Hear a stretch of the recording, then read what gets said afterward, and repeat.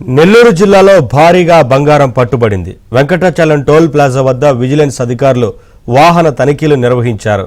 ఎలాంటి బిల్లులు లేకుండా కారులో తరలిస్తున్న 3,37,00,000 రూపాయల విలువైన 4 కేజీల 189 గ్రాముల బంగారాన్ని పట్టుకున్నారు.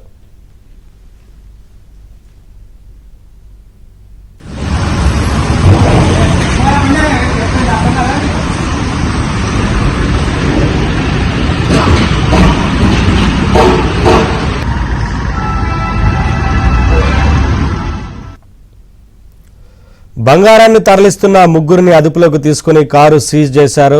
చెన్నై నుంచి నెల్లూరుకు బంగారం తరలిస్తున్నట్లు అధికారులు గుర్తించారు.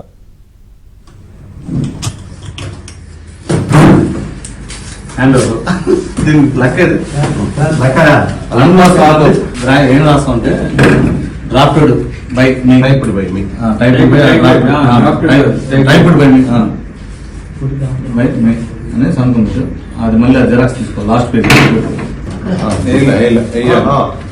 डेट 10/3/5 ब्रैकेट में इंको